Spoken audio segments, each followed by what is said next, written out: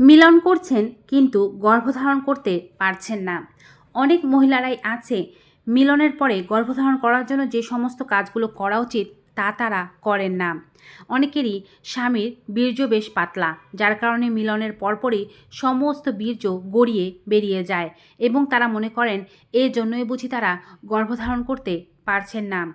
আগেকার সময় মানুষ একবার মিলন করলেই গর্ভবতী হতে পারত, কিন্তু এখনকার সময় লাইফস্টাইলে বিপুল পরিমাণে পরিবর্তন আসার কারণে মানুষের ফার্টিলিটি বেশ ড্রপ করেছে।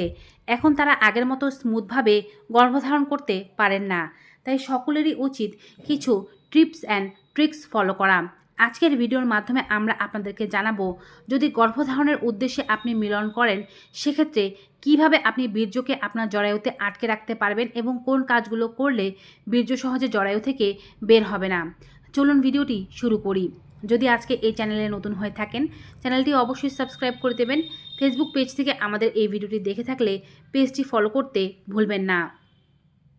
যে সমস্ত নারী ও পুরুষেরা বাচ্চা নিতে চাচ্ছেন, সবার প্রথমে তাদের লাইফস্টাইল তাদের ঠিক করা উচিত।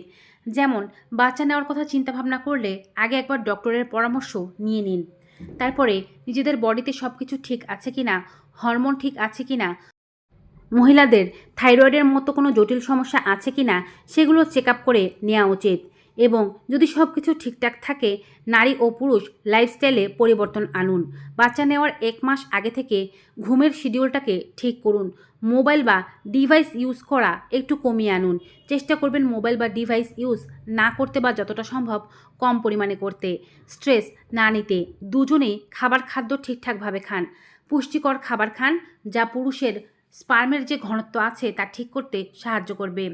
পুরুষের যদি ধূমপান করার অভ্যেস থাকে কিংবা মদ্যপান করার অভ্যেস থাকে, সেগুলোকে বাদ দিয়ে দিন। এটি কিন্তু স্পার্ম কোয়ালিটিকে ভালো করতে সাহায্য করবে। এবারে বলছি কোন কোন কাজগুলো মিলনের সময় বা মিলনের আগে পরে করতে হবে। মিলনের জন্য যদি আপনারা রাতের সময়টিকে নির্বাচন করতে পারেন খুবই ভালো হয়। এর জন্য রাতের সময় মিলন করলে এরপরে আপনারা ঘুমোতে পারবেন এবং বডি স্ট্রেস ফ্রি হতে পারবে। সেই সময় বীর্য আপনার পৌঁছে যেতে পারবে ডিম্বাণুর কাছে। বীর্যের ডিম্বাণুর কাছে পৌঁছাতে কিন্তু বিভিন্ন ধরনের সময় লাগে। অনেকে বলে থাকেন 2 মিনিটের মধ্যেই পৌঁছে যেতে পারে, অনেকে আবার মনে করে থাকেন 24 ঘন্টার মতো সময় লাগে। সেক্ষেত্রে আমরা ধরে নিতে পারি মানুষের শরীর ভেদে 2 মিনিট থেকে 24 ঘন্টার মধ্যে বীর্য আপনার ডিম্বাণুর কাছে পৌঁছাতে পারে। এই 24 ঘন্টা খুব বেশি গুরুত্বপূর্ণ গর্ভধারণের জন্য। আপনার ওভুলেশনের পিরিয়ডে যখন আপনি আপনার হাজব্যান্ডের সাথে মিলিত হবেন, মিলিত হওয়ার আগে আপনার কাছেই একটি বালিশ রেখে দিন। এবং যদি আপনি পিরিয়ডের সময় মেনস্ট্রুয়াল কাপ ব্যবহার করে থাকেন, একটি মেনস্ট্রুয়াল কাপ কাছে রেখে দিন। যদি মেনস্ট্রুয়াল কাপ না থেকে থাকে তাতেও কোনো সমস্যা নেই। মিলনের আগে দুজনে খোশ গল্প করুন এবং একটু সময় নিয়ে দীর্ঘ সময় ধরে মিলনটিকে চালিয়ে যাওয়ার চেষ্টা করুন। যখন পুরুষের বীর্যপাতের সময় হয়ে আসবে, তখন আগে কোমরের নিচে একটি বালিশ দিয়ে রাখতে পারেন। কোমরের নিচে বালিশ দিয়ে মিলন করলে নারীর যে সার্ভিক্স বা জরায়ুর মুখ আছে সেটি অনেকটাই কাছে চলে আসে এবং পুরুষ বেশ জরায়ুর কাছেই বীর্যপাত করতে পারে।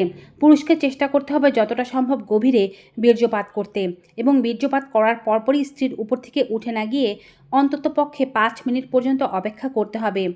এরপরও পুরুষ খুব দ্রুত উঠে যেতে পারবে না, ধীরে সুস্থে উপরে থেকে উঠে যেতে হবে।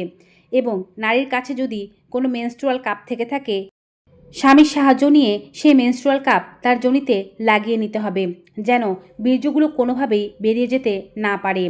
যদি মেনস্ট্রুয়াল কাপ নাও থেকে থাকে সেক্ষেত্রেও 30 মিনিট শুয়ে থাকবেন। যদি মেনস্ট্রুয়াল কাপ লাগিয়েও থেকে থাকেন সেক্ষেত্রেও 30 মিনিট শুয়ে থাকবেন। কাত ফেরে শোয়া যাবে না বা নড়াচড়া করা যাবে না, চিত হয়েই শুয়ে থাকতে হবে। কোনো প্রকারের মোবাইল ইউজ করা বা কথা বলা এগুলো করা যাবে না। তারপরে ধীরে ধীরে বিছানা থেকে উঠতে পারেন এবং ওঠার পরে চেষ্টা করতে হবে আস্তে করে নিজেকে ক্লিন করতে। ক্লিন করার জন্য ঠান্ডা জল ইউজ করবেন, কোনো প্রকারের সাবান ব্যবহার করবেন না। নর্মাল টেম্পারেচারের যে জল আছে সেটি দিয়ে নিজেকে পরিষ্কার করবেন। যারা মেনস্ট্রুয়াল কাপ ব্যবহার করছেন তারা চাইলে এই সময় প্রস্রাব করতে পারেন, কিন্তু যারা মেনস্ট্রুয়াল কাপ ব্যবহার করেননি তারা 1 থেকে 2 ঘন্টা পর্যন্ত প্রস্রাব আটকে রাখার চেষ্টা করুন। এতে করে বীর্য খুব দ্রুত ডিম্বাণুর কাছে পৌঁছে যেতে পারবে এবং আপনারা গর্ভবতী হতে পারবেন। এখন কথা হচ্ছে, যারা মেনস্ট্রুয়াল কাপ ব্যবহার করছেন তারা কতক্ষণ পর্যন্ত এই কাপটি ব্যবহার করবেন। তারা চেষ্টা করবেন অন্ততপক্ষে 12 ঘন্টা পর্যন্ত এই কাপটি পরে থাকতে। 12 ঘন্টা পরে শুয়ে খুব আস্তে করে এটিকে খুলে নিজেকে আবার ভালোভাবে পরিষ্কার করে নিতে পারেন। বীর্য ততক্ষণ পর্যন্ত ডিম্বাণুর কাছে পৌঁছানোর হলে পৌঁছে যাবে। আর যারা মেনস্ট্রুয়াল কাপ ব্যবহার করেননি তারা 12 ঘন্টা পর্যন্ত হাঁটাচলা একটু কম করুন। যদি রাতের সময় হয়ে থাকে তবে তো কিছুক্ষণ পর্যন্ত ঘুমিয়েই কাটিয়ে দিতে পারবেন। আর যদি রাতের সময় না হয়ে থাকে তারপরেও চেষ্টা করবেন হাঁটাচলা একটু কম করতে, বিছানায় শুয়ে রেস্ট নিতে এবং ওয়াশরুম ইউজ একটু কম পরিমাণে করতে। যদি 12 ঘন্টা পর্যন্ত আপনি কষ্ট করে কাটিয়ে দিতে পারেন সেক্ষেত্রে গর্ভধারণের সম্ভাবনা অনেকাংশে বেড়ে যাবে। এভাবেই আপনি বীর্যকে খুব দ্রুত ডিম্বাণুর কাছে পৌঁছানোতে সাহায্য করতে পারবেন এবং খুব দ্রুত আপনার গর্ভধারণ হয়ে যাবে।